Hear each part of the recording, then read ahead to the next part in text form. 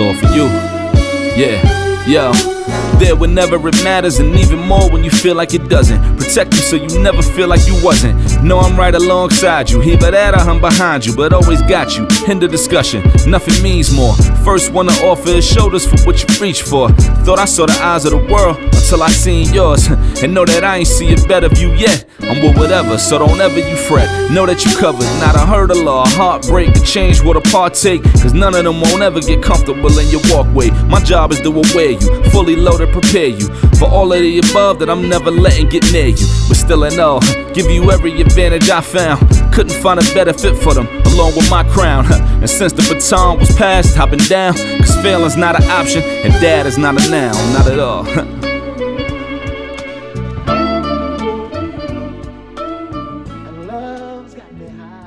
Yo, what's going on, everybody? This is Ishmael from Dad Is Not a Noun. Hope everyone's doing all well. I hope everyone's good. I have a special guest with me. This is a dope brother. He is a devoted husband, devoted father, just straight bars for days. I call him Louisiana's best kept unsecret. I have the one and only Marcel P. Black. What's going on, brother? Cooler, man. It's a pleasure to be here, bro. You know what I'm saying? I had a show with a set time of 11 p.m. last night. You know what I'm saying? That's way too old. That's way too late for my old bones, man. So, I was a little bit slower getting up this morning, but everything is well. And man, I'm just really happy to be here with you, brother. And I'm happy you're on with me. Give a little bit of background about you to the people that may not know you. Okay, cool, man. So originally, I'm from a small town in southern Oklahoma called Ardmore. I graduated high school. I went to college in Louisiana, lived there for 19 years. Literally probably about 3 weeks ago, I moved back to Oklahoma, but I moved to Tulsa, Oklahoma. So, I'm forever going to be a Louisiana hip hop artist. You know what I'm saying? That's where the artist known as Marcel P. Black was born. But, now I'm up here in Little Africa, you know what I'm saying, Tulsa, doing some hip hop education and things of that nature. I've done everything, for the most part of my adult life. I've been a youth development worker, working with young people. Started off doing summer camps and after school programs, and then got into some managing, overseeing hip hop educational programs within nonprofits. Then I kind of stepped away from that. I did a little mental health counseling. Um, I taught chess, substitute teaching.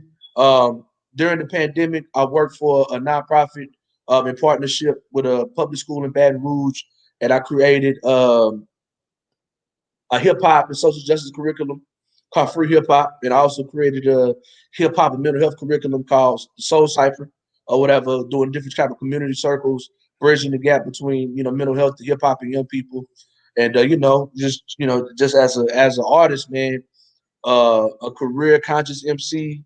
I'm about to put out my 17th, I think it's either 17th, 18th project sometime at the end of the summer. Been blessed to perform in 33 different states over the before the pandemic, of course, over the last like 2 or 3 years, you know what I'm saying? Just the old school, now I ain't say old school, but a true school, hard-nosed, underground, independent MC. A lot of people compare me to Killer Mike, you know what I'm saying, which is cool. But yeah, man, just working with the people and making music that articulates that particular grind.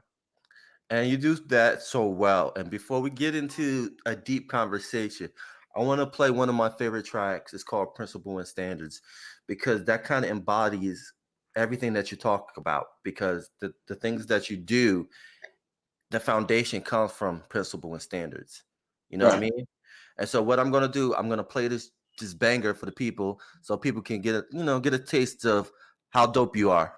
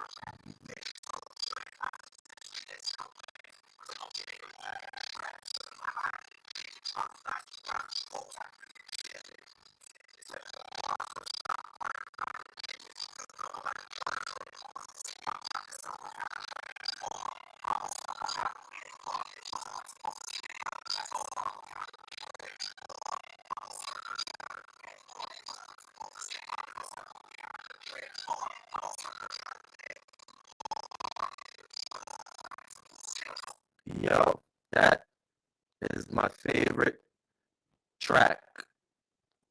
Favorite track. That is hands out my favorite track, dude. Real talk. Talk about principle with standards because I love it. Because you're like, I don't care what brand you are. It's all about your principle and standards. Because we live in this world where we're all about our brand. And our brand isn't us. We perceive that's what we are because we want to portray that on the screen. So talk about that, man. So this time came at an interesting point in my life, man. So 2017, I challenged myself to perform in 15 different states, right?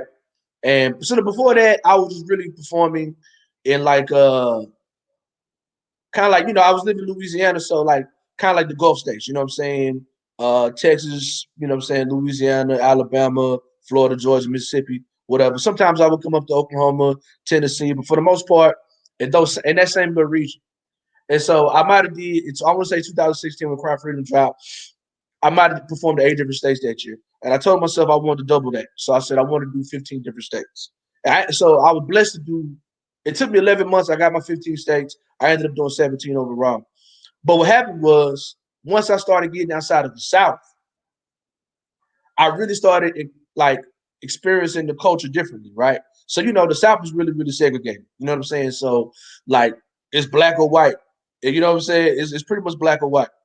So the further north and the further west and the further east I was going, the less and less black people I saw, but I saw more like I had crowds that was like when I went to Minnesota, right? Like quick story. Like there was so the venue was by the Somalian projects. It's South Minneapolis. And so there's a lot of like East African, you know what I'm saying, people in that area. And so I'm rapping as a Black American, you know what I'm saying, in front of East African people. And this Ethiopian guy, whatever he heard me say, he said, I see God in you. And he was a little drunk. He was a little drunk. And he came at my merch table and he kissed my feet. You know what I'm saying? He kissed my feet, right? I had some Adidas. I still got the shoes. So that's those Adidas, right? Um, so I'm performing in different types of crowds, not just black and white, and I'm seeing how my music affected people differently, right? I did this gig in Chicago and in Minneapolis, right? And so I mean, and in St. Paul, and a lot of the crowd was like, so where we was the venue, it was LGBTQ friendly, you know what I'm saying? And so, while I'm doing this, I got this project called Seven. I mean, and the lead song off of Seven was Hallelujah. Right. And the hook to Hallelujah is F. Donald Trump, right? And so being around immigrants, being around uh, other minorities who might be oppressed by white supremacy, as opposed to just black people, but me saying F. Donald Trump, it hit them completely differently, right? Um, I'm in places where there's a lot of refugees and there's a lot of undocumented people. So it made me understand that it's a lot bigger than black and white. You know what I'm saying? And that my music has a much more broader purpose than just me talking about the plight of Black America, which everything is based about the plight of being a Black American. But it let me know how universal it was. It also what happened was the music that I was performing going outside of the region, you know what I'm saying? It was slower. It was more, Cry Freedom was slower or whatever. It was more southern. Right. But it made me fall back in love with hip hop because I'm a backpacker at heart, right? I'm a country dude, I'm a southerner, but I'm a backpacker at heart. You know what I'm saying? And I came in the game as a backpack rapper. And aesthetically, in terms of my approach, it's always been underground hip hop, but I like to challenge myself and do different sounds. You know what I'm saying? And so I came in the game doing boom bap backpack, and I was working on In Search of the Black Messiah, but I was so inspired by my travels as a touring artist that I wanted to make music that sounded like what I heard when I'm in Chicago or when I'm in Oakland or when I'm in New York or when I'm in whatever. You know what I'm saying? And so it's me going back to that. And so long story short, I made a post saying I'm looking for this particular type of beats. And one of my guys from Dallas linked me up with another producer in Dallas who I hadn't spoken to in probably 4 or 5 years. And so I was like, you know what? Just do this dope. I hit him up. He said, bro, I've been waiting for you to hit me up. He sent me some beats. You know what I'm saying? And he sent me some beats. And, you know, I picked, he sent me probably about, he only sent me 6 beats and I picked 4 of them. And, you know, so that particular song, Principles and Standards, that hook actually comes from Mos Def. Yep. Mos Def, and I don't think the song ever came out, but it was on Chappelle's show, and there's a skit where it's like a live performance where he's riding around with Dave Chappelle or whatever, and he says that line or whatever. And you know what, I take that back. He put that on the New Danger, I think, or whatever. But you know what I'm saying. But he says it a little different. I flipped it for my own thing. But all this to say, the reason why I call it Principles and Standards and I chose to go that route is because no matter what I do, be it me rapping in the Deep South for mostly black and white crowds, it don't matter if I'm rapping for drunken Ethiopians kissing my feet, LGBTQs in Minneapolis or St. Paul, or if I'm around undocumented immigrants in Chicago, I maintain my principles and standards of who I am. You know what I'm saying? I maintain my principles and standards about what I stand for as a man.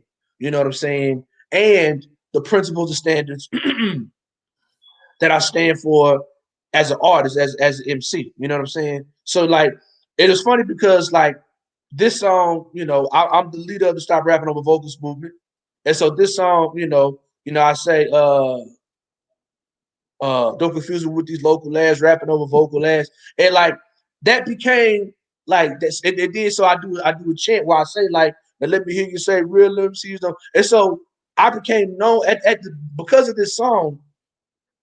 I became, even though I'm a career conscious artist, career underground artist, the Stop Rapping Over Vocals thing became just as much as part of my brand as anything else. And I hate to say brand because I say I'm not worried about brand, but like, it's who I am, right? Like it's not like, I remember they say selling out is if you don't drink liquor, but you promote beer. You know what I'm saying? That's what selling out your brand is, right? I'm a strong advocate for not rapping over vocals. And so, it only makes sense for me to like kind of put it out there because everywhere I go, that's what people know me for, right? More Right. than the F Donald Trump, more than the underground conscious stuff, they know that or whatever, right? So that song was really, it's it got me back on the radio. It did really well. It made me go back into my catalog and be like, you know what, let me bring, since people want to hear boom bap rap, because living in Baton Rouge, somebody really want to hear underground boom bap rap or whatever. But so I might not have used that production anymore for a long time, but I never stopped talking about what I was talking about. And that's because I stayed true to my principles and standards. And so that's the reason why on the second verse, I'm kind of like sticking my tongue out at you. Like, you know what I'm saying? You know what I'm saying? I put the substance over swag, the consciousness over cash. I never sold out. Y'all told me I couldn't do it, but I still did it. And now I'm here, you know what I'm saying, at the time, 15, 16 years later, at the top of my game.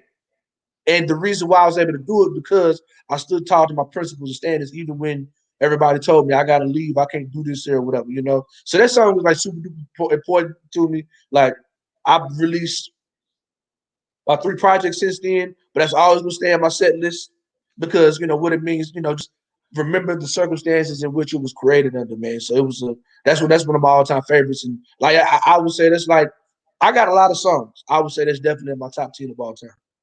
And it definitely is. And going back to principle and standards, I think we are a habit of our environment. You know what I mean?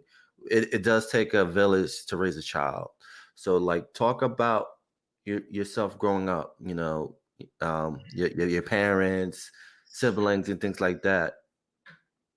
Well, I'm my only child. You know what I'm saying? So, my father, God bless his soul, he was a juvenile probation officer for the most of my life.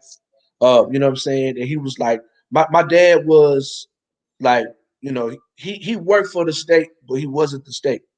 He was the guy who, like, he had like, I ain't gonna say a pact, but like the leader of one of the gangs in Ardmore, my hometown, like my dad ended up befriending him. And so anytime people, his sons got in trouble, they would want him to come to my dad because my dad was trying to interrupt the system. Like these young people are adjudicated. My dad wasn't trying to lock you up and send you off to boys' homes, right? He stayed on the young men that he worked with and young ladies. He stayed on the young men he worked with. He tried to advocate for them the best he possibly could to make sure they don't get long sentences or they get messed over, they don't get railroaded. You know what I'm saying? And so all my life growing up, I would see like some like straight up Crips come speak to my pops. And he dapping them down and speaking to him and blah, blah, blah. I'm like, man, what's going on? You know what I'm saying? And like, he got so much respect for them because they knew like, they didn't look at him like police. They looked at him as like a mentor of somebody positive to try to keep them out of trouble. And it helped me out a lot. When I tried to be a knucklehead, it helped me out a lot. I was in places doing stuff I wasn't supposed to be doing. They were like, you little Malcolm? Man, you better get out of here. You know what I'm saying? You better get out of here. You know what I'm saying? So he was a gospel musician. He played probably about 4 or 5 different instruments. He sang, he wrote, recorded. His main instrument was a guitar or whatever. But he wrote his own music, and it's similar to me. You know what I'm saying? He created his own music. He put his own music out. He released everything. He booked the shows. Like, so I grew up on the road, like I would say probably from maybe about 5 or 6 to probably maybe a teenager. At least once a month, if not every other week, we were going somewhere watching him going to sing, want him to go perform. And so like that's all I know. So like it's weird for me being home during the pandemic for like over a year and a half because all my life I grew up going somewhere to do music. Like even in high school, I was in the band. So every week we going to go do music somewhere. You know what I'm saying? So so he's a gospel musician, real heavy in the church. Yeah, you know what I'm saying? And so like I'm a church boy at heart. You know what I'm saying? Regardless, spiritually I've evolved into my own person, but I'll never front on that because I saw my parents. My mother was a social worker and really, really heavy. So I'm my only child, but we always drove minivans. That's the reason why I got a minivan now because we raised my parents raised everybody else's children. You know what I'm saying? People with kids was always at our house, and so like my parents they were a part of. They created their own village, and they were a part of several other families' villages as well. You know what I'm saying? So like I said, I'm my only child, but like God sisters and God brothers and my mama to this day, you know what I'm saying, even as a widow, she's still taking care of the people's children, you know what I'm saying? Because that's who she is, you know what I'm saying? So just blessed, man. Just blessed that, I was blessed to have like on top of like my parents, you know what I'm saying, I was partially raised, by my grandparents. I'm not gonna say I was raised by them because there never was a point I didn't live with my parents, but I spent a lot of time with my grandparents. Right. And so I was always blessed to see black men and black women love each other. Because like both my parents came from big families. Like they had my dad had 4 brothers, my mom had 4 sisters. So both of them came from big families. And you know what I'm saying? And so they had their own village, but I was the only child, but still I come from 2 village-minded people. And so it was always there for me. You know what I'm saying? I always had good examples of strong black men, strong fathers, you know what I'm saying, strong women. Even my aunties and cousins who were single mothers, you know what I'm saying? They tried their hardest to raise their children the best way, and they did. They succeeded. You know what I'm saying? So just even with that, the streets is the streets, and you do stupid stuff. But principles and standards, man. You know what I'm saying? Like at the end of the day, I never wanted to embarrass my father too much. So I didn't really, I knew right. Even if I made some mistakes, I knew right. But I always, they say train up a child. You know what I'm saying? And so I always knew how to get back home at the end of the day. And so that they had a deep influence on me as it pertains to like I said, artistically, like why, like just growing up and watching my dad here make some music in our in our den, and he'll go performing for people, and I would watch the way people reacted. You know what I'm saying? Right. And that's something I always wanted to do. Or I saw where I saw where, but in my mom as well, I saw how positive they were on the lives of young people. So that's something I always wanted to do. And I ran from it for a little bit, you know what I'm saying? But I ran straight into it. You know what I'm saying? So it's my village was dope, man. I grew up in a small town, a lot of drugs, a lot of gang violence, not a lot of opportunities. But their example, the examples they set for me the prayers and the well wishes, you know what I'm saying, it really kept me straight. And it's a huge reason why we're here today. That's dope. And then also, were they strict with you as parents? Because I think it's important because again, going back to principles and standards, is that I think of like when you're on the bike as a kid, right? And when you turn that corner on the block, there's not much your parents can do. You know, they can't be there. You know what I'm saying? And Right. so they got to have that faith in you that you have those principles and standards that you'll make that right decision. So can you talk about were they strict with you growing up, or did they trust you enough to let you do your own thing, realize you'll figure it out? They knew I was smart. Like my parents, they taught me very, very young. As long as you know how to articulate yourself, and you know what I'm saying, you can pretty much figure anything out, and you can get yourself out of anything. You know what I'm saying? So like I remember being in fourth grade, and I had a teacher named Miss Lovelace. I don't even know if Miss Lovelace is alive or not, but she was really mean. And one day, I can't remember why, but she told me to shut up. My mama didn't tell me to shut up. And so I wrote her a long, like a 2 or 3 page letter. While I was like 9 or 10 years old, I wasn't disrespectful. I wasn't rude, but I told her why I did not like being told to shut up, and that she please not tell me to shut up anymore. Right? And I gave her the letter. And so next thing I know, I get a parent teacher conference. No, my mom gets called for a parent teacher conference up to the school, and the teacher was apologizing to me. Wow. She's like, you know what? I did tell Brian to shut up, and I shouldn't have. But I'm really, really impressed about how well he wrote this letter. He wasn't rude. He wasn't disrespectful. You know what I'm saying? And I'll never do it again. She was like, I want to apologize to you. Like, you know what I'm saying? And Right. so, but my parents always taught me, if you know how to articulate yourself, and especially when you're talking to adults and you're respectful and you really thought about what you have to say, then that's cool. So I was able to, like, if my parents told me something, I could ask questions about why. And my parents understood that I needed to know the why. Because telling me to do something and I don't understand why I shouldn't do it, I'm gonna still do it. Right. But they took time to explain things to me. You shouldn't do this because if you do this, this is what can happen. And if it happens, I want you to know what's going on. I want you to know how to figure it out, right? And so, definitely a Christian household. My dad was a little bit more easygoing than my mom was. My mom would thump me with that Bible in a second. You know what I mean? Which was good. I hated it at the time, but now I hear myself telling my kids the exact same thing, which is how it goes. You know what I'm saying? Like I hear things. I hear my dad's voice come out of me all the time, and I hear stuff that my mom used to say to me all the time. You know what I'm saying? When I'm saying it to my children. But so I wouldn't necessarily say it was strict, but I definitely was raised right. And if I can honestly say every mistake I made, it wasn't out of ignorance. It was because and that's what boys do, right? That's what kids do. Yep. I was a big kid. By the time I was 14 years old, I was about 6 foot, 215 pounds. So you start smelling yourself a little bit. You start riding the bike. You start hitting that corner. You know what I'm saying? But I always knew better. And like I said, and regardless, I knew I was loved unconditionally. I never had to go without anything. My parents, neither one of my parents, like I didn't realize this until I was an adult. Um, Neither one of my parents, when they was before they retired, neither one of them made $60,000 combined a year, my whole life. But everything was provided for me. You know what I'm saying? Tennis shoes, video games, trips to Disneyland. I never wanted for nothing.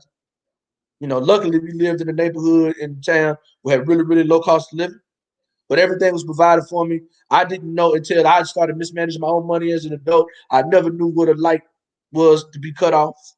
I never knew what it was to be hungry. I never knew what it was to be without electricity. You know what I'm saying? So, like I said, I wouldn't necessarily say strict, but there were definitely expectations for me to meet. You know what I'm saying? And I try to do the same thing with my children. Like I have candid conversations with my children. If daddy messed up, tell daddy how you feel. You know what I'm saying? Yeah, I might yell and fuss now, but if you want to come back and talk to daddy about it later and be like, Daddy, when you did this, I didn't like that. Okay, well, why didn't you like it? Tell me what I can do to be a better father, what I can be a better dad. You know what I'm saying? And so and that was modeled to me by my parents, and I'm really grateful for that. And that's dope, man. And before we move on, the teacher, was she this or was she this? Oh, she's definitely white. She's definitely white. 100%. 100%. Bro, until I went to college, and that's a major reason why I went to HBCU, bro. I don't think I didn't have any black teachers in elementary school. I was in 6th grade, I might have had 2 black teachers. Middle school, I might have had, let me see, maybe 2 black teachers. High school, I had 1, and he was a coach. And I did not get along with him. And I had there was a teacher's assistant. She was doing our student teaching, and we did not get along. It got to the point, Ishmael, to where my senior high school, I ain't gonna, I was a smart ass. I'm not gonna lie to you. Right. I was a smart ass by this time. But she told me, she was like, Williams, you don't like me, I don't like you. You think you know everything. Let's make a deal. If you come to class and be quiet every day, I'll pass you with an A. Right? So like I said, literally, K through 12, I might have had 6 or 7 black teachers max. Wow. And I only like maybe 4 of them. So I never had, and that's one of the main reasons why I wanted to go to HBCU, and which was the best decision I could ever make. And that's the reason why, Lord willing, my children will go to HBCU as well. My wife went to HBCU, and I strongly encourage it. You know what I'm saying? Like, make it an option. Make it an option. You know what I'm saying? If, of course you want your child to be happy, and you want them to have the best possible experience, hell, you want to pay us, if these white schools got their bread, you know what I'm saying? But I don't believe in subjecting your children to white supremacy in the name of having a good diploma. I believe in text, you know what I'm saying? I believe in putting your children where they can best be educated, have the best possible experience. And we don't, for my children, I don't want them to be 19 to 20 years old to have when they finally start to learn for the first time and or unlearn things about their blackness, right? So they're 9 to 10 years old. Like my daughter, I will say it was Black History Month. She into it with the librarian saying, like, we always talk about Rosa Parks. I want to learn about Harriet Tubman. You know what I'm saying? You know what I'm saying? So that my daughter was like, yo, what's up with Harriet Tubman? Rosa Parks is cool. But we always talking about this, that, and the third. Let's talk about Harriet Tubman. Like, that's our superhero. You know what I'm saying? My son, when they had like a little skit, he was Malcolm X in it. You know what I'm saying? So like, I'm trying to put it on my children. And that's another reason, like, that's one of the good things about coming to Tulsa right now. Because, they had the 100-year commemoration of the race massacre. And there's a lot of black pride in the city right now, man. Even as I'm a Pan-African socialist. So, the Black Wall Street stuff, I respect it culturally, but that's not necessarily my politics, because I'm not really with the black capitalism. But one thing I cannot deny is culturally, the black pride, the black love, the black support. You know what I'm saying? And it's everywhere. It's emanating all across the city. And now it's getting out there to the world. And so at this point in my life, man, I feel like it was the best place for me and my family, and definitely want to continue my children in that tradition. And that's the power of representation and affirmation. We need that. That's like that's breakfast in the morning. That's when you wake up or anything you do in life. When you see someone like yourself doing well, that gives you that mindset that you can do it. And the beauty of you growing up, you've seen that with your parents. You know what I'm saying? And I think that's important. And then the reason why I brought that up was when I heard the keyword articulate, I'm like, okay, she had to be. Yeah. For me, Ishmael, bro, for me, man, like I'm so African, bro. Like I'm not a King English guy. Like I believe in the power of African American vernacular English. I understand that the tongue that we speak with, especially as Southerners, I understand that it holds several remnants of our mother tongue. Right. So like when you go to South Carolina or you go to like different parts of, the South, and you hear all the natives, they can't say anything with an ST. Right. They say scrape. That's because a lot of them come from parts of Africa where there was no ST sound in it. Yeah. So to everybody else, it might sound country and dumb. No, that's them speaking their mother tongue. Like I lived in Louisiana for 19 years, and so I have a hybrid of a Southern Oklahoma and Southern Louisiana accent.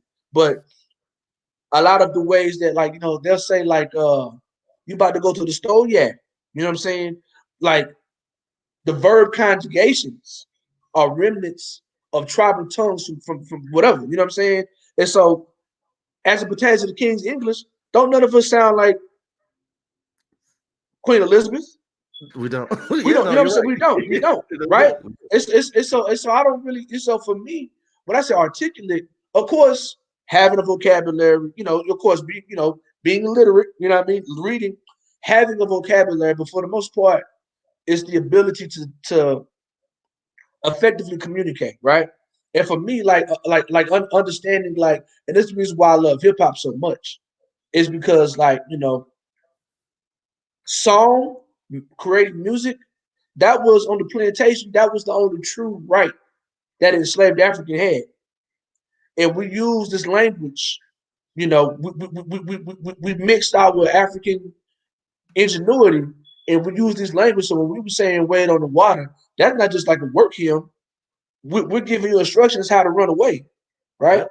It's so like for me, it's like I'm a big proponent of, if we have to speak, what I'm saying, in our coded language, so our oppressors don't know what the hell we're talking about, I'm with it. You know what I'm saying? Like I don't code switch.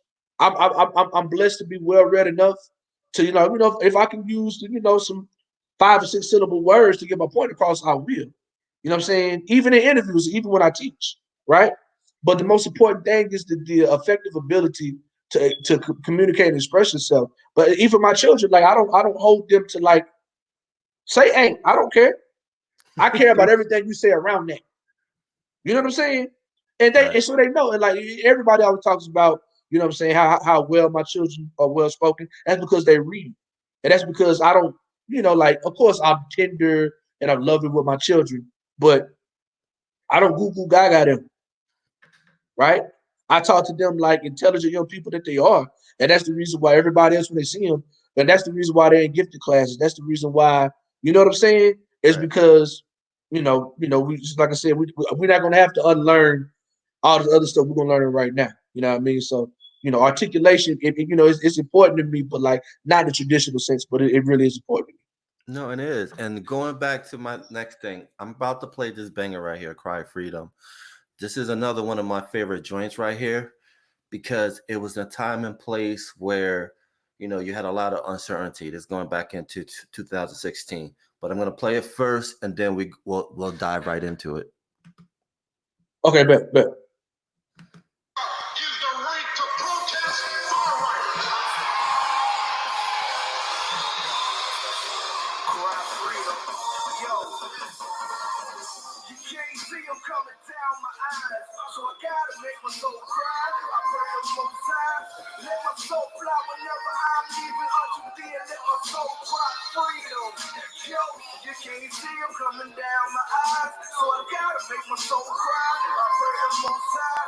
Let my soul fly whenever I'm leaving unto thee, and let my soul cry freedom. Yo, I'm Stephen Biko singing for the people, harmonizing and organizing and uprising. From sons and ghettos, from South Africans to battles, I overstand it ain't over till the dust settles. So I'm laying up and rock and rolling with heavy metal. I'm bobbing the instrumentals, I'm flipping with these levels. More than a movement, we take it into levels where there is a revolution. Gotta find solutions to a world that's cool and Trump like Houston. Where the media and the crooked laws and collusion, the old person uses messages in the music to disseminate and wonder why he's honest and the voices of rebellion. I ain't buying what you're selling, to the pain up in my voice, get the strain when I'm yelling. The main thing on the tip of my cerebellum is freedom, and I'ma keep speaking until I see it, or until I see it coming down my eyes. So I gotta make my soul cry. I pray the most high, let my soul fly. Yo, Take me back to that time, So, 2016. so we were talking about like songs that, you know what I'm saying, uh people sang on the plantation. That's my Negro spiritual. Like I can't never not perform that song and just get like and go straight to church with it. Like Right. that's my Negro spiritual. That whole album is Negro spirituals, but like Cry Freedom is my runaway slave. You know what I'm saying? Um, Yeah, but so yeah, back to that. before we get Yeah. up it, but take me back to that 2016. Um, uh, we're coming up to the anniversary of the murder of Alton Sterling. You dropped this album, I would say like 2 weeks after his murder. Mhm. Like, take me back to to that process of you. I can hear like the cry and the frustration in that song, but I felt that in that entire album. But take me back to that, how you felt when you heard the story of that murder and the process of making this spiritual album. So it's crazy with how everything came together, man. So it's like, all right, so I'm terrible at telling short stories, as you see. So because I No, you because good, brother. You because good, brother. I got my degree in history, so I believe in context. I believe in context, right? So, all right, 2008, I started working with a producer, and over the years, like his style is a lot of the artists that he dealt with were a lot different from me, and so I would kind of get beats that the other artists didn't want. Fast forward, fast forward, fast forward. Actually, what you hear right there, the song called "Freedom," it was first recorded in 2012. Mm. 2012. You know what I'm saying? Fast forward, fast forward, fast forward. Summer of 2015, I link up with an artist who is creating like a kind of like an artist co-op. You know what I'm saying? Kind of like an artist co-op almost or whatever. And I was like, all right. And so it was supposed to be of course, independent, but distributed nationally. I said, you know what? I've been working on this album for 6 or 7 years. This is the album I want to put out on this label. So this album was supposed to be one of my first albums. You know what I'm saying? Probably like my first album. But from the time I first started working on it and the time that it came out, I released like I don't know how many, at least 2 albums and X amount of EPs. But this is my baby. Like this is like, they say that the album that you make, you use your whole career, like your whole life making. Like this is my life's blood. So um everything is going crazy. You know what I'm saying? And mind you, Trayvon Moore happened in 2012. Mike Brown happened in Ferguson in 2014. And so, like with me being a career conscious artist, I always like kind of lended my voice and my influence to let people know what was going on. You know what I'm saying? I'm real good with a lot of brothers out there in St. Louis, Tefpo, T Double, Christian, Black Sock Blackman. And so I was kind of tapped into what they were doing on out there. So I want to say we picked we picked the album release date for July 22nd. We picked that right around this time. So it had to be like early June of 2016, right? And uh I remember July 4th. I'm a diehard Oklahoma City Thunder fan. July 4th, 2016, KD said he was leaving us. And so I'm like hurt. I went and bought the Russell Westbrook Jordans. You know what I'm saying? Just to spite KD. I told my daughter, she started crying because she loved the Thunder too. You know what I'm saying? And the next day, I find out, and I'm in Oklahoma at the time. The next day, I find out that Alden Sterling was lynched. Now, at the time, I was a mental health counselor, and even before that, so even before I was a mental health counselor, um, I used to run positive asset based youth development program, and we called it Team 360 Hip Hop University. So hip hop education, youth development, similar to what I'm doing now. And it was about 3 or 4 blocks down from where the store where Alden Sterling was lynched at, right? And, we know him as CD man. I'd bought CDs from him before. Um, but at this time in 2016, I was a mental health counselor, and I had clients who lived half a mile away So I saw him all the time. I saw him 2 or 3 times a week. You know what I'm saying? Going back and forth in North Baton Rouge on this he got killed on the corner of Fairfield and North Foster, and my guy lived like a couple of blocks down. And the building I used to work at was on Fairfield, so I can look outside my old building and see the store where he would be at. And from this, so I knew exactly where the place was. Right. And so he gets killed, and with me being known for like doing some youth organizing, I hate to use the word activist because it's a whole lot loaded with that now, but like definitely doing a whole lot of stuff with the youth and definitely be community minded, and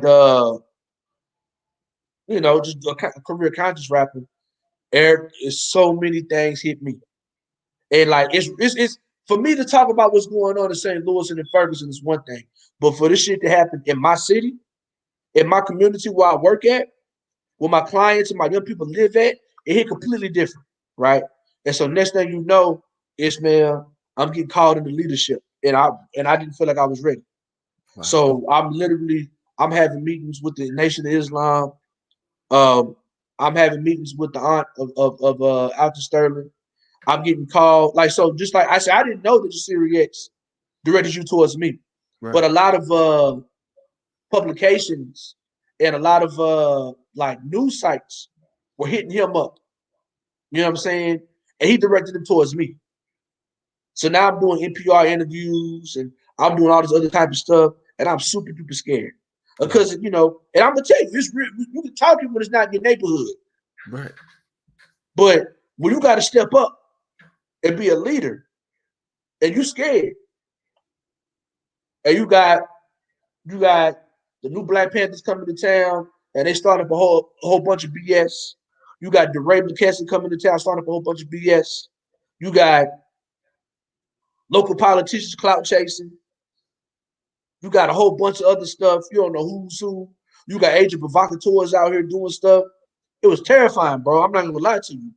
And I talked to Alton Sterling's auntie, and she prayed over me. Wow. She prayed over me, bro. You know what I'm saying? And so there was a point I was like, I'm like, I'm in the middle of rolling out my album. So I felt guilty about it. And there was even some murmurs from the Peanut Gallery saying that I'm trying to capitalize on this stuff. Wow. It was other rappers saying it and everything, and it almost came to blows. Wow. Like, it was up. Like, I was like, rappers diss each other all the time. You know what I'm saying? That's a part of the sport. Right. But I felt like them saying that I was trying to capitalize off Alton Sterling's death, that was too far. And all the conscious, peace-loving, you know what I'm saying, stuff, the albums went out the window. I'm gonna be honest with you. Because that really hurt. That really hurt on a personal level. But it didn't get to that situation. So it was Brother Willie Muhammad out of Mars 46 out of New Orleans. I was like, brother, should I drop this album or not? He was like, the people need it now more than ever. Yeah. I talked to Jasiri X, big bro. I like, bro, this is what you do. He was like, that people need this more than ever. I talked to Alton Sterling's auntie. Wow. She said, people need this more than ever. And so I remember the day it dropped, I did a listening party at the studio. Probably about 40, 50 people there. And we going through the album, And the last song on the album is the title track, Cry Freedom. And Ishmael, when I say I cried like a baby. Wow. Like just listening to the music, thinking about what's going on outside. It was a war zone. Streets barricaded, blocked off, police beating children up, beating women up, police running in people's houses. You know what I'm saying? Running into private property. And I cried like a baby because I was terrified. You know what I'm saying? And I didn't feel like I was doing enough. But at the same time, my goal is to get back to my babies. Right. And I'm thinking like, how can I keep my people safe?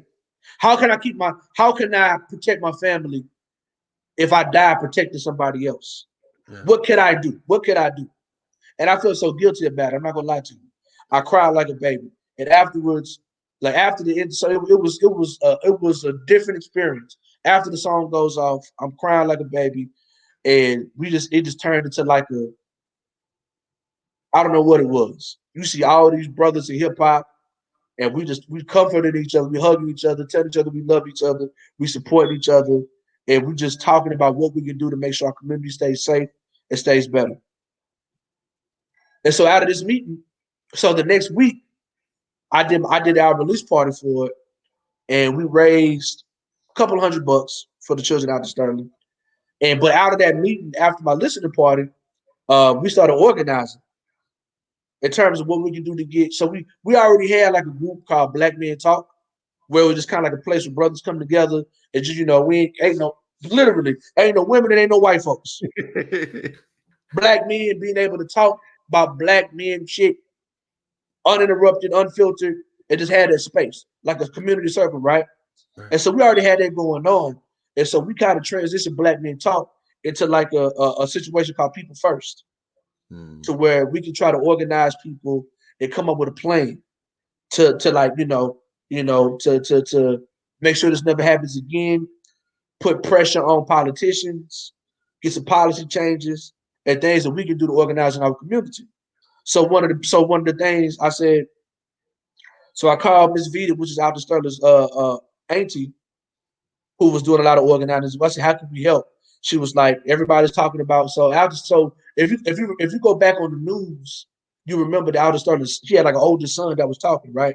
Yes. Alton had about maybe 67 children. And she was saying how like those children are being forgotten. You know what I'm saying?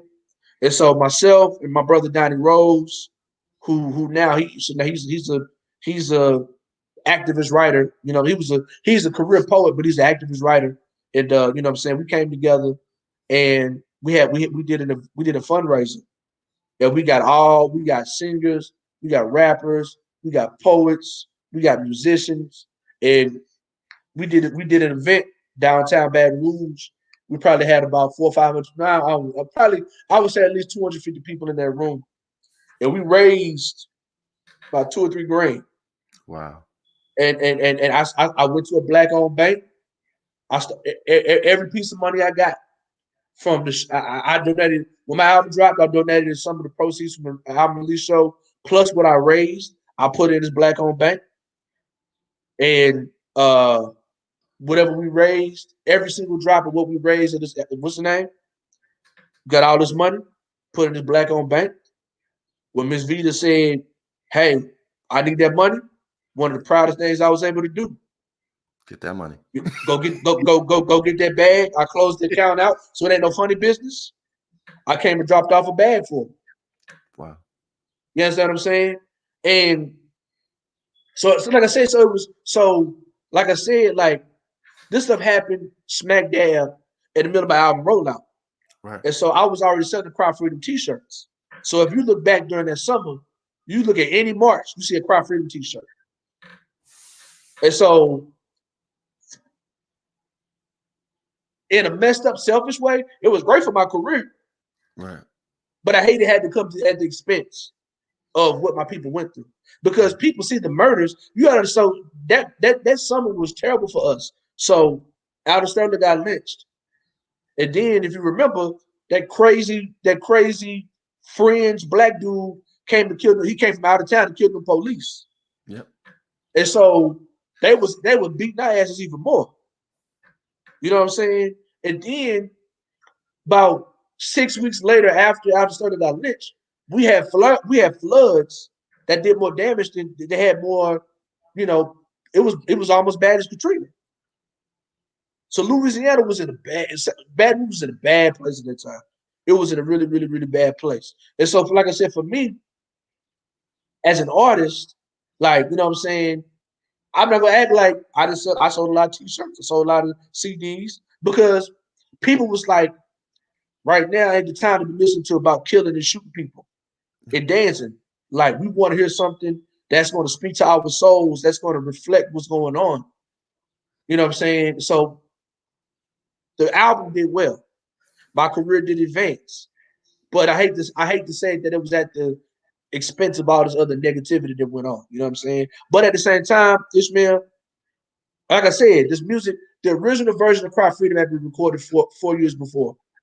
You know what I'm saying? So it was God putting me at the right place in the right time. A lot of people to this day say that album got them through that time. You know what I'm saying? And so like even though that song was recorded before that happened, you can hear it in my voice. Yeah. And I feel like God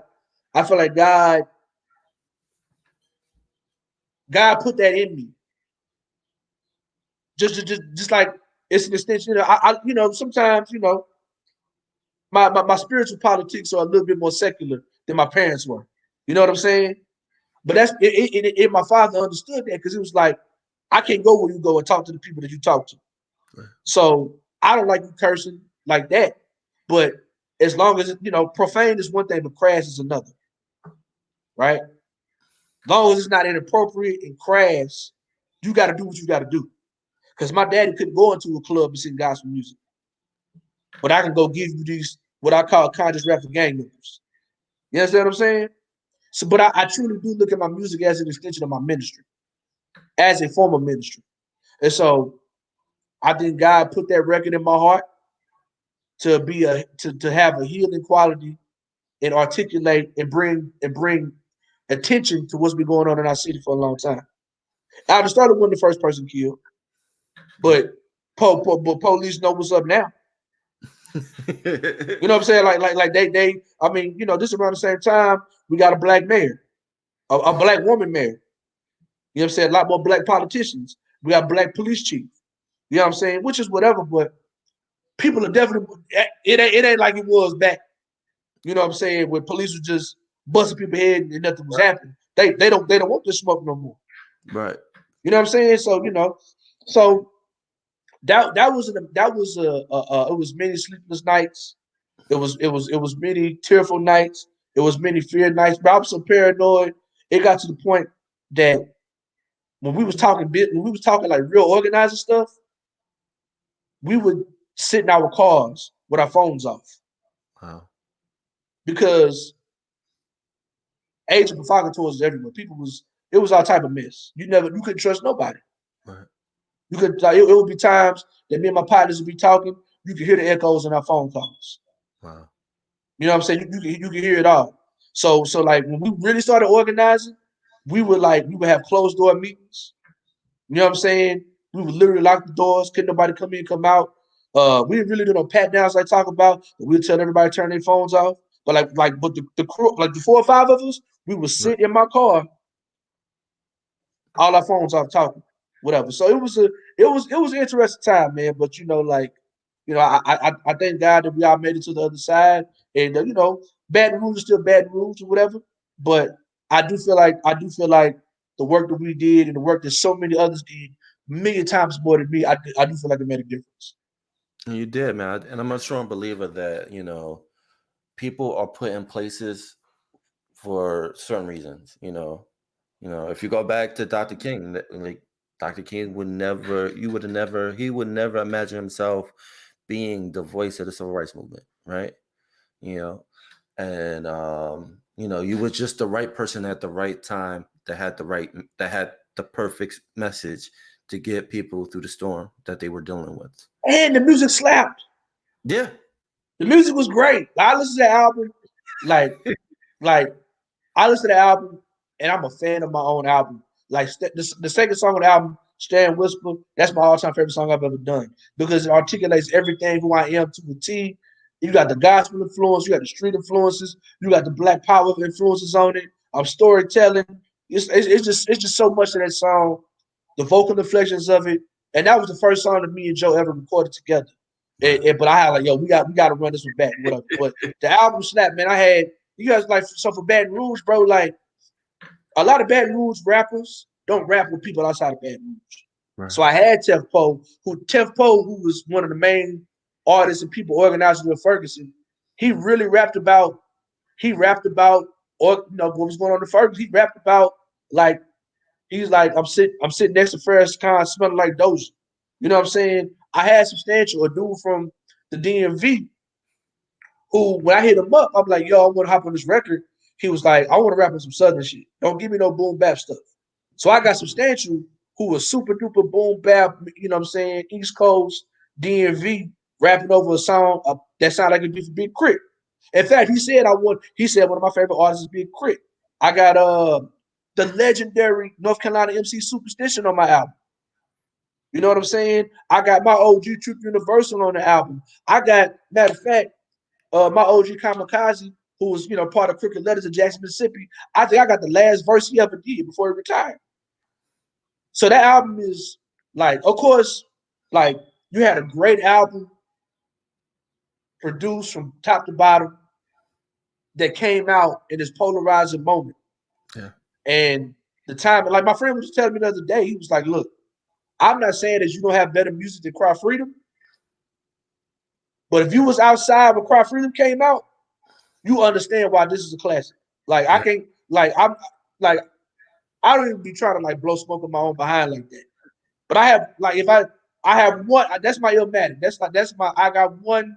That's my Ready to Die. That's my blueprint. Like I got one certified underground independent hip hop classic from the South. I was blessed to put my stamp. You know what I'm saying? Representing Louisiana, representing Baton Rouge, representing the South. Put my stamp on the culture, and it's forever gonna be a part of my legacy. And so that album is super, that's like my baby. Like if you could take away every other piece of music, give me those 10 songs right there, and I'm good. No, but I don't want to. The beauty of you, man, you have this history of great work, and you got this new project called Sweetest Inspiration, which is a banger. But before we talk about that, but also going back to your principle and standards, because of that, you were able to work with so many great artists. And then two of my favorite artists that you had to work with was Wordsworth and Sky Zoo. Talk about that experience. Brooklyn in the house. You know what I'm saying? Like, look, I'm a country boy from Oklahoma, man. So for me to make a name for myself in Louisiana means everything to me. For me to work with artists who I've been listening to, who I'm super duper fans of, it means everything, right? So so Sky Zoo first, right? I've been a fan of Sky Zoo since 2008 or 9. He was on Rhapsody's Honda Accord remix, Honda Accord music remix. And so, and we'll talk about this later, but I am a diehard Fonte fan, diehard Little Brother fan, diehard Justice League fan, diehard whatever. I'm a diehard North Carolina hip hop fan, right? Like 100%. Right.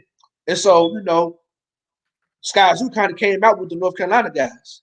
His first album was a joint album with Jambler and Duck Down, you know what I'm saying, with Knife Wonder.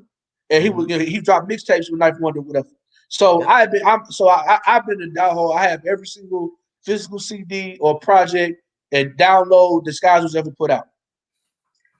I talked to him a couple times online, and he was real cool.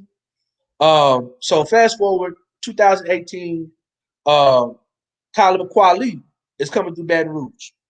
I'm like, I'm going, right? I'm going.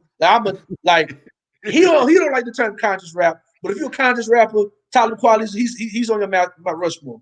He's like one of the most successful conscious hip hop artists ever. You know what I'm saying? Like every conscious hip hop artist needs a record like The Blast or Just to Get By that crosses over. Those songs were just as big as anything that came out those years, right?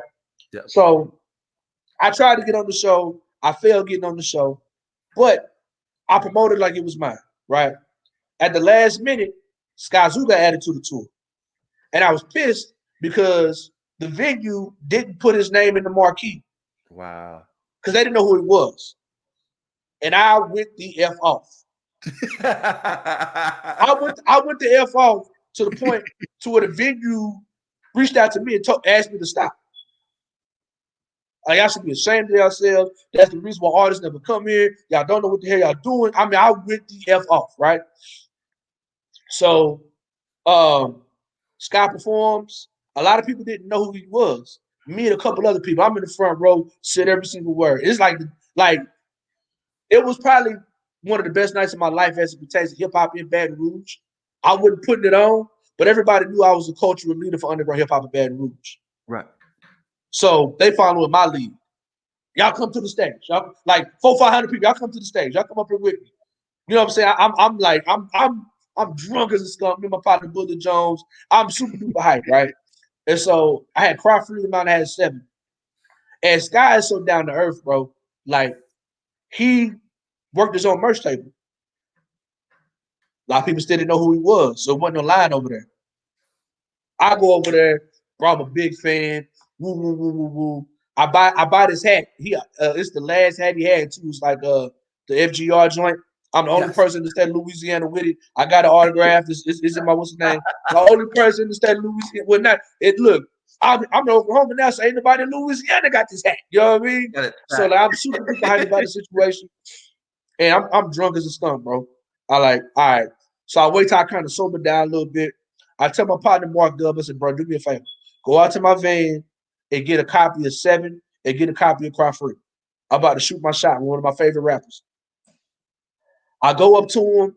I'm like, yo, took a picture. I said, look, bro, I'm drunk right now, so I ain't gonna lie to you. I'm not coming to you on my P's and Q's like I should, but I'm a super duper fan. I've been following you for a long time. He said, yeah, that was you going crazy about not me being on the bill. I said, yeah, that was me. I said, yes, indeed. I said, look, I want to give you 2 of my albums. I want you to listen to them. I'm working on the album. I would love to have you be a part of it. And you know what I'm saying? If you like what you hear, you know what I'm saying? Maybe we could work something out. He said, you know, you're for sure, Duke. I got you, Duke. All right, bet that up. So I want to say the show was on March 23rd and March 24th. He hits me. He's on tour still. He hits me back maybe about a week or so later. No, not even that long. He hits me back about maybe 3 or 4 days later. He said, okay. He said, yo, I like what you did on Stay and Whisper. I like what you did on Free Black People. Oh, you really listen. You know what I'm saying? Like, he really listened to the album. He said, I like what you do. He was like, look, I can definitely do a verse for you. You know what I'm saying? It's going to be X amount of dollars. I said, bro, I love you, but I can't afford that. He said, what can you afford? And so we came out with a price that was fair for both of us. He said, I'm gonna have it back to you ASAP. When I say I met him on March 24th. He reached back out to me at the beginning of April. He had the verse back to me in less than 2 weeks from the time I met him. Wow. So what people don't know is I had the production, but I hadn't even started recording my album yet. Wow. So in Search of the Black Messiah, the first verse that was recorded for Search of the Black Messiah was Sky Zoo. Wow. And I'm just like, yo. Well, first of all, I'm like, yo, this dude will never ever rap double time. Nope. He get on my shit. He want to turn into goddamn Twister. I'm like, what's going on here? I'm like, yo, what am I supposed to do? And so there's probably about 3 or 4 different versions of that song. Why have different verses? I'm like, first of all, Sky Zoo's one of the best rappers on the planet. Let's not get it twisted. He's one of the most. He is the most consistent underground independent hip hop artist. He's one of the best rappers on the planet. Let's not get it twisted at all. His new album is a classic. I love it. Best Styles Burn is my favorite rap song of the year. You know what I'm saying? So I'm like, damn, bro, I can't out rap this dude. But I was like, you know what? I just got to do me. I got to do what makes Marcel P black. So I think I did my thing. Like I held my own, and like a lot of people saying that's some of my best work. And so then fast forward 2019, and so it's crazy because like Sky is such a real dude. Like he's independent just like me. Like he's not that much older than me, and so like we from the same era. But like so, I did a record with him. I met him in March, and then it just so happened that in July we was on this festival together in Ohio, the 2x2 festival. And so, you know, Sky's bald head, but you always see him with hats, right? Yeah. And so I'm performing on stage, and I see this light-skinned bald head dude like putting his hands up. I'm like, he look familiar, but I ain't really see him. He put his hat back on. That's Sky. I said, yo, Sky's who's rocking out to me. I'm like, I'm trying to be cool, not be too much of a fanboy, but I'm really like happy, right? And so I go over there. Yo, Sky, what's up? Yo, what up, dude? He said, man, how you doing, man? He's like, yeah. He said, man, you got to send me the version of the record. I haven't heard it since I recorded it. He said, but yeah, man, you know, we chop it up or whatever. He said, yo, I want to introduce you to somebody. He calls over Apollo Brown. What? Because I know. So it was cool, right? It was cool because Apollo Brown was he had DJ'd a set for gosh, what's his name? Oh my gosh, I can't remember his name. Was it Joel Ortiz? No. It's a Hispanic. He's from Michigan too. His name is he's Wu-Tang affiliated. I cannot remember his name. It escapes me right now. But anyways, he DJ'd a set for this other artist, and they went before me. Right. And so Apollo Brown was like, yo, this big dude kind of killing it. And his partner, I can't think of his name right now. So anyway, so like Apollo Brown had just seen me perform. The other guy seen me perform. I go after him. And so Skies introduced me to Apollo Brown. And to this day, Apollo Brown remembers that. And we friends on Facebook and we've talked about some things. Hopefully some good things. But we've definitely talked about some things, right? But like so he introduced me to Apollo Brown. And then I see Blueprint again. And so, so it was just a great day for me. But so then the next month, he's on tour, and it's a bill with it's in New Orleans with Sky Zoo and Raz Cass. Wow. Right. Epic. Boom. So I'm gonna get to that.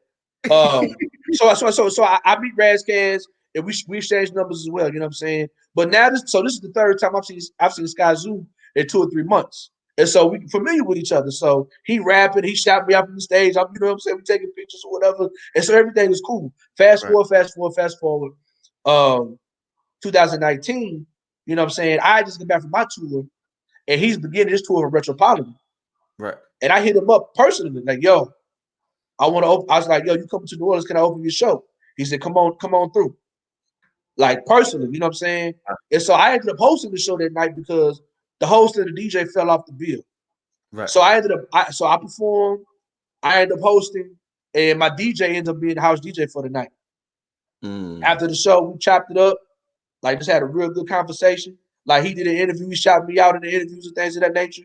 And so I'm not gonna act like, we was talking the other day because I gave you congrats on the album. I'm not gonna act like we BFF, but we definitely have a relationship. And Lord willing, we talked about touring at the time. It was before the pandemic. We talked about touring, and hopefully we do some more music and things of that nature. Hopefully I can get him out here to Tulsa. You know what I'm saying? Once my bread is back up and everything is back running. But like Sky Zoo, so like I said, but for me, bro, I've never stopped being a fan of the culture. I love hip hop. Like I'm 37 years old, bro, and I feel like I'm 15. Like I get so hyped, I get so animated. I love hip hop with a passion. So for me to be able to like have a relationship with and be cool with and have records with who I feel is one of the best rappers on the planet, it means everything to me. So let's go to Wordsworth. So that's Sky's story. Let's go to Wordsworth. Been a fan of Wordsworth's Lyricist Lounge. You know what I'm saying? Fast forward 2019, I'm doing a festival called Nine Pillars in Charlottesville, Virginia. And I knew he was headlining. So I'm like, I got to, so it was him and Cesar Comanche, who was one of my OGs, Cesar Comanche of the Justice League. You know what I'm saying? Right. There wouldn't be no Ninth Wonder. There wouldn't be no Rhapsody, Little Brother, whatever, if there was not no Justice League. And Justice League was founded by Ninth Wonder Cesar Comanche. That's one of my mentors. Right. So I'm rapping and I see this dude walk in at the end. I saw that's Wordsworth. So I'm really going hard on stage. And I'm really trying to go for it. And so while I'm rapping, while I'm performing, I see them moving my merch out. What they do? I say, hold up, they're touching my merch. But they're making space for him. I said, okay, cool. I'll be you. Right. It's perfect, right? And so I go back over. I'm going back over. I'm dabbing people down, taking pictures, whatever. I go to my merch table, and he's like, yo, you dope. You dope, bro. Like, that was cold. He was like, man, give me check your music out. I'm like, this is Wordsworth telling. This is one of the best rappers on the planet. Yes. Like, don't nobody want a problem with words with Vincent, man. You know what I'm saying? So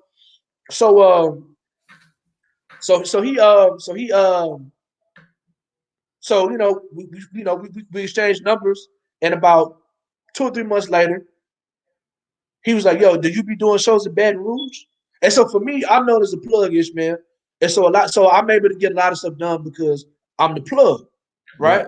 As it pertains to like touring and getting shows booked. So, but he met me as a rapper. He didn't even know I did shows. I absolutely do. But at the time, I was on the road. I couldn't accommodate them. But Right. it just so happened that I used to curate an event called Fade to Flow Sundays. And literally, it was a hip hop show on the Sunday at a barbershop. And we'd have 80 to 100 people there. That's dope. People literally flying in from Chicago, from New York City, from Miami. I had one dude come from Haiti, bro, from Wow. Minnesota, from Virginia, Houston, Atlanta, to come rap at a barbershop on the Sunday. And then it got Right. really, really big. This particular year, it was being sponsored by Hip Hop DX. Okay. Okay. So this barbershop hip hop show was being sponsored by Hip Hop DX. People in Baton Rouge still don't understand how big that was, but that's another case. So it's a 3-year anniversary, whatever. Boom, he hits me up. I fly him out to do. I fly him out to do Fade to Flow Sundays, and it's amazing. It was like it was. You talk about putting on a clinic. Like he came to Right. stage. He did like the local press. You know what I'm saying? He did like freestyles for my people, things of that nature. He even like he Wordsworth is so cool. It was some dudes that he heard performing at my show. He asked them to be on his album. Wow. Yep. They're going to be on his upcoming album. Wow. You know what I'm saying? So whatever. So fast forward. So I was working on so back to the Razcast point, right? So I was working on the Search for the Black Messiah, and I had this beat or whatever. And I met Razcast, we exchanged numbers. I originally sent it to Razcast. He was on tour, he couldn't get to it. Right. I sent it to AC Alone from the West Coast. Right. He was on tour, he couldn't get to it. I sent it to Blueprint, and I can't remember what happened. He might have been writing his book at the time. He couldn't get to it, and so I really wanted like an old school hip hop legend to like be on this record, and so that song didn't make that version of the song. It didn't make it Search for the Black Messiah, but by this time, me and Wordsworth got a really good relationship. Like we talk, like he gave me a, because he's a hip hop educator as well. He's a teacher as well, and so like at around this time. You know what I'm saying? He was real cool about like, talking about hip hop in the classrooms and just talking as men more than just rappers, right? Talking as fathers, and he gave me a lot of advice on how to like balance being a husband and father, you know what I'm saying, and being a touring artist. And things you can do. He talked to me a lot about healthy eating. He's about 10 years older than me. We're not about 8 years older than me. So he just gave me a lot of just older black man advice. You know what I'm saying? When my pops passed away, he called and we talked about the situation. So we really grew like a friendship. And so when I was doing the re-release, the deluxe version of In Search of the Black Messiah, I was like, you know what? I got somebody. So I sent it to Words, and he laced it like immediately. You know what I'm saying? He laced it immediately, and put it out. And so his version. So he was able to be a part of the In Search of the Black Messiah Deluxe Edition. And that's bro, like where I'm from, dog. People don't get to work with dudes like that. No. You know what I'm saying? And like he's one of those rappers. You put him in front of any crowd, it don't matter. It could be the hooders of the hood crowd. It could be the whitest of the white. It could be the geekiest of the geeky. It don't matter. This dude is a technician, as a performer, as a rapper. He just like I learned so much about professionalism and just like how to properly do stuff. You know what I'm saying? So Wordsworth is definitely somebody who I consider a friend. And you know what I'm saying? I've learned a whole lot about him. It's an honor and pleasure, man. It did for me, just like as a student of the craft, like for me to be able to hold my own with some of the best MCs. Like, forget what everybody else say. That means something to me. People who I really admire their craft, and if I get on the record with them and hold my own and get their respect, that means everything to me, man. So, big shout out to Brooklyn. You know what I mean? Big shout out to BK Bed-Stuy. You know what I mean? Big shout out to, you know what I mean? Getting the records with them, that's really dope, man. For real. And that goes back to like I said, it's about principle and standards. The reason why you have relationships with these guys, because they know your conviction. You know what I mean? They know what you're about, and that's important. But again, second to that narrative, principle and standards. What are the things as a father, as a husband, have you learned going through the pandemic? As Communication well was as everything. about yourself. I'm sorry, what's the last name you said? No, I was saying going back to sticking to the narrative of principle and standards. What have you learned going through the pandemic as a father, as a husband, as just all around as a human being? What have you learned more about yourself that you didn't learn that you learned going through the pandemic? Love hard, love completely, and never let a day go by without letting them know how you feel about it. Because like I said, for me, like I said, bro, I had to cancel all my tour dates on March 17th, 2020. My father passed away March 18th, 2020. So my pandemic was different. I would say it's different from everybody else's, but he didn't pass away because of COVID. I'm not really even sure what really. I still don't understand why he passed away. To be honest with you, but I spent this whole pandemic grieving, and it was a big change for me because over the last 5 years, I'm gone 50, 60 nights of the year. You know what I'm saying? So if even if it's 60 shows, right? Sometimes it's me leaving on a Friday to do the show on the Saturday and coming back on the Sunday. So a good 20% of the year, I'm not at home. You know what I mean? So this the last year and a half is the most I've been home since I don't know when. You know what I'm saying? And so not only is the world slowed down, I can't work, I can't tour. You know what I'm saying? I'm in deep grief. You know what I'm saying? And one thing I wanted to do, and I heard Fonte say this. He's like, as a father, he wants to make sure that his children knows who he is. And so I've kind of loosened up a little bit. You know what I'm saying? Joking with him, playing with him a whole lot more. Like uh talking to him freely, uh taking them with me. Like they was in my someday video. You know what I'm saying? They was in my someday. The whole video was based around them, including them on the things that daddy does. You know what I'm saying? Meeting them where they at. My daughter's real big into anime. I don't know a damn thing about anime, but I'm gonna watch it with her, and I'm gonna get her the posters. I'm gonna get her the comic books and whatever. You know what I'm saying? My son is real big into retro video games, so I'm putting down 2K, and I'm downloading Streets of Rage 4, and I'm downloading Battletoads, and we got the Sega Genesis, and we playing Street Fighter 2, and we playing Sonic. I'm meeting my children where they're at. I want to know what they're interested in. I want to be a part of it. So when they think back on these times, they think about daddy. So when my father passes away, I think about like all the great things he did for me and how I remembered it. And so now that's my standard. I want my children to have the same memories, the great memories with me. And I want them to know who I am. I want them to be able to ask me questions. Like I didn't hide grieving for them. I showed them what grieving looks like, and I showed them what therapy looks like. I started going to therapy. I got them into therapy. You know what I'm saying too, to deal with the loss.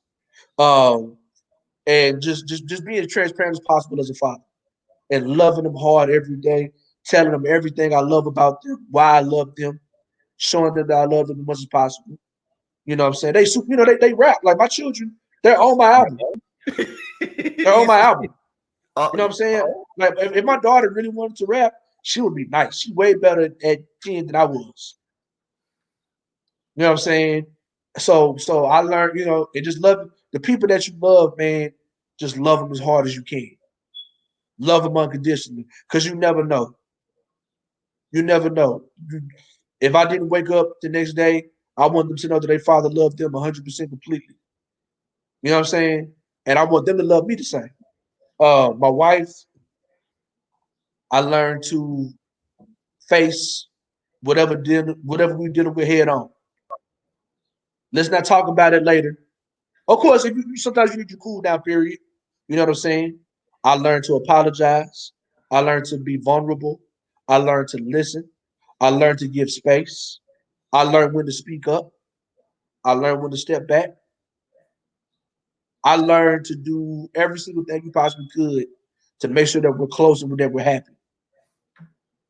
I learned that she will kill for me. I learned that she will die for me. I learned that she will sacrifice everything for me. You know what I'm saying? I learned that she makes me, my family makes me a better person. I'd be capped as hell without them. You know what I'm saying? And you know, like, so it goes from me never being home. I ain't gonna say never be home. Me being gone a lot to seeing these people every single day. You know, I'm teaching in one room and they in the other room doing virtual learning, and she's in this room doing virtual learning. And you know what I'm saying? So like it was an interesting year for us. But you know, man, it's been a lot of ups and downs, bro. But I feel like, you know, like part of us moving to Tulsa, man, was be back closer to family, be back closer to my mom, and just like, you know, just having a new beginning, start, you know, we ain't got nothing in here now because we just moved in. We ain't got no furniture, you know what I'm saying? Like talk about. But moving to a good neighborhood, better jobs, better house, everything, and just really being adults about it. And like, you know, just basically doing everything we can to provide a better life for our children and our family, you know what I'm saying? So, you know, it's been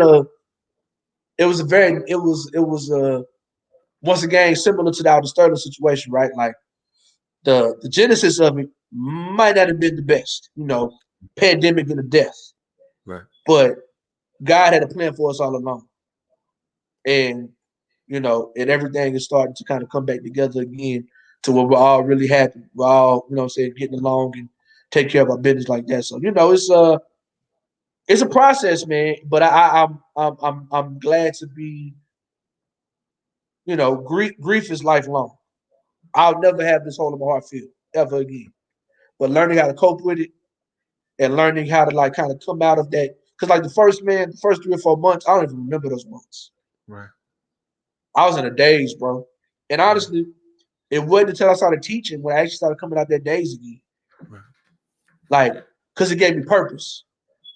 Because for so long, my happiness depended on what I could do on that stage. Right. And my happiness, you know what I'm saying? And like my motivation was my pops. So with those things gone, I didn't have any purpose and I really wasn't really motivated. But getting in front of that classroom, being able to teach what I love and talk about what I love gave me purpose or whatever. And so that kind of started getting me out the funk and then going to therapy and then, you know what I'm saying, doing things of that nature, you know what I'm saying? So I'm telling you, bro, like I grew up last year. You know, I was punched in the face hard as I could. And I'm proud of the way me and my family came out on the other side. And you And have, it's still, man. and it's still a process, you know? So, yeah, man, it's truly a blessing. Nah, and you have, man. And I'm truly proud of you, man. You're just an amazing human being, you know. And I feel like what happens Thank is you. Thank you. as an artist, people try to put you in one box. They're like, oh, you're just a rapper, and that's it. But you're more than that. You're a father. You're a husband. You you you know you're a rapper. You know you're a teacher. You know you're so many things. So to wrap this great conversation, let's talk about the sweetest inspiration, All right, the cool. new What track. was the sweetest? It's a it is the first thing I have an album called Everything I Love, which is dropping hopefully sometime this summer. There's you know things kind of got delayed with the movie things of that nature. I wanted to drop before I left Louisiana, but sweetest inspiration, man. Uh, my friend had bought some beats from another producer, and he played me the beat just to listen to it. I said, bro, if me and you have to fight in the middle of the pandemic, I need this beat. If we have to go find the gloves, I like, bro, I need this beat. I need this beat. I need this beat. Um, this would be so I have two other songs that Luther Vandross samples. So me and Luther get along well, you know what I mean? And I already had the verses, the song written, and I couldn't really find the beat. And Right. when I heard that beat, I like, oh, this is it right here. Because that's what's the name of that sample? Which one? 112 used that sample on the song with Mace called Love Me. You know Yes, what I'm yes. saying? You know what I'm saying? So I always like that beat, I like that sample. But when I heard the way he flipped it, I said, oh, whatever. I like, bro, you my brother. But if we got a box to get this beat, we're gonna do it. So I did the record. That's one of my all-time favorite records. I'm really proud of this song. it's already like it's done well, like on the podcasts and the mix shows, but it's already on rotation here in Tulsa. You know what I'm saying? Like it passed the. I submitted it. It's in rotation right now. Um, I like that. I like certain songs like similar to Principles and Standards, but this is a little bit more personal. Like songs that really say who I am. You know what I'm saying? Dignity over dope, history over hoax. You know what I'm saying? It's like this album that I'm working on, Everything I Love, it's not a quote unquote conscious hip hop album that you would expect from me. But everything's political. You know what I'm saying? Power over police, 20s over 12, God over genocide, heaven over hell. So it's like I'm still letting you know where I'm coming from politically, what I'm about. You know what I'm saying? But it's not like crop freedom and things of that nature. You know what I'm saying? It's Right. not as this whatever. But everything's political. Everything's political. But this album isn't. The album is um Everything I Love is it begins March 19th, the day after my father passed away, and it ends on March 19th, 2020, and it ends on January 30th, 2021, the day that I visit my father's gravesite for the first time, just the funeral. Wow. And so it is, and I like I kind of told you my story, but Yeah. the album is about me grieving during the pandemic. Right. And it's a lot of mood swings. It's a lot of highs and a lot of lows. You know what I'm saying? It's a lot of it's it just kind of tells my story because like people see and it's similar to what you said about like people put you in a box, right? People see Marcel P. Black, the rapper, but at the end of the day, I'm just another man, and I go through pain, struggles, and struggles like everybody else. And so on social media, somebody passed away, you get condolences about 2 or 3 weeks, and then it's back to regular. And nobody will ever know the pain that I've been through besides my wife and my therapist over the last year and a half. So I wanted to make an album to let the world know what I went through. Because I know there's a lot of people who lost loved ones due to COVID during the pandemic. There's a lot of people who, I'm not the only one going through what I went through. You know what I'm saying? And so like this album is like I said, once again, like I told you earlier, is deeply, deeply, deeply influenced by North Carolina hip hop, by Little Brother, by Fonte, by Justice League. Cause this like that's what I listen to the most. I listen to at this point, like Fonte got me through the pandemic, straight up. You know what I'm saying? Straight up. Like I'll say it like whatever. You know what I'm saying? So the album is different from anything I've ever done before, but I love it. I mean, it's not even about selling records for me at this point. Of course, I want to have great music that people enjoy, that they feel that they can relate to. You know what I'm saying? But moreover, uh, it truly is about me expressing myself at the most vulnerable, at the most honest. Like I'm tapping into like the deepest, darkest fears that I've talked about as a husband, as a father, as a son.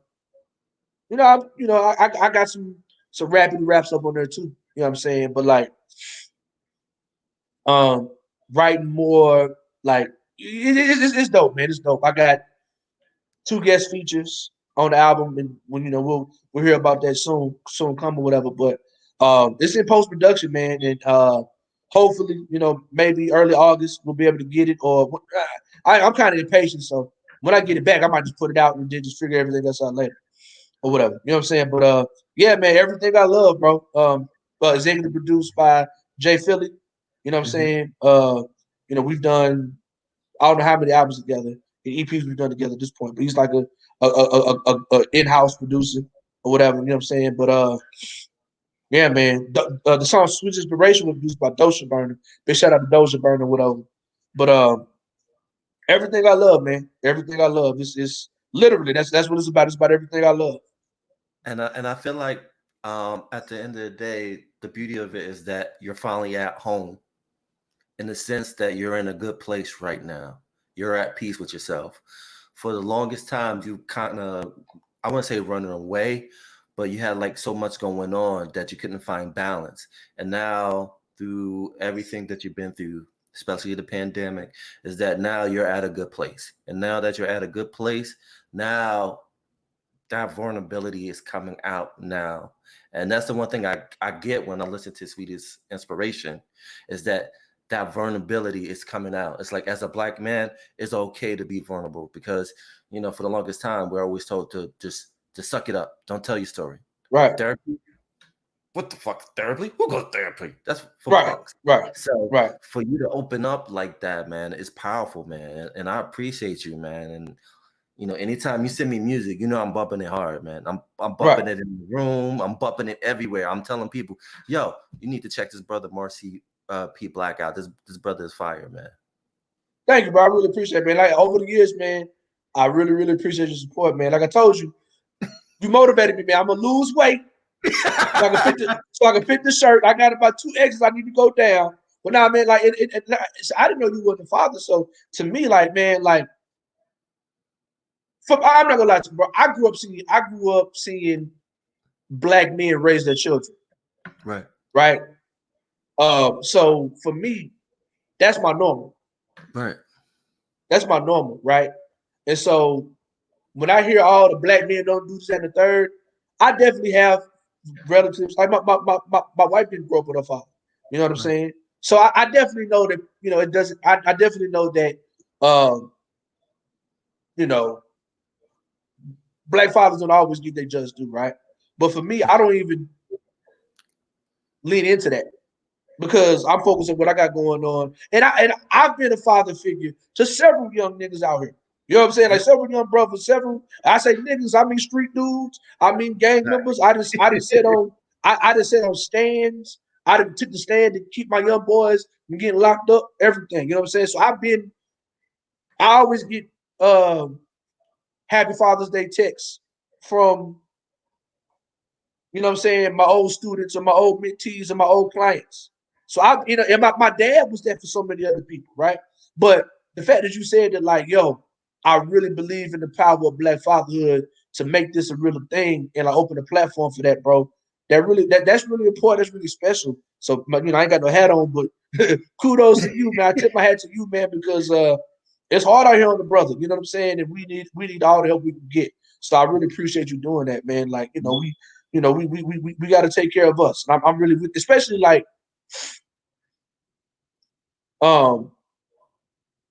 since my pops passed, I made a special point to really, really reach out to other brothers who I got love for. Like, bro, it's okay. You know what I'm saying? We not young, bro. We ain't gotta be, you know what I'm saying? Like, we getting older. Because one thing I learned when my pops passed, even though I'm almost 40, I'm still somebody's child to the day that I die. Yeah. And we as men, we still need that love. Period. You know, period. Like so, my brothers, I love you. I'm giving you that. You know what I'm saying? Hug, chest to chest hug. We ain't worried about how that what people might think, because it's deeper than that. You know what I'm saying? Talking to people, you know, during the Zoom, like, and phone calls is cool, texting is cool, but I like talking to people face to face. You know what I'm saying? So like just brothers supporting other brothers, that stuff is really, really important moving forward. And so for you to come up with a platform like this, man, it's definitely, it's special, and it's important. Man, I appreciate that. On that note, I'm not going to say nothing after that. We out. Go support this brother, Marcel P Black, on IG. The link's on the bottom. The links will be in the description. Check out the video, the new video to show this brother some love. And we out. Peace.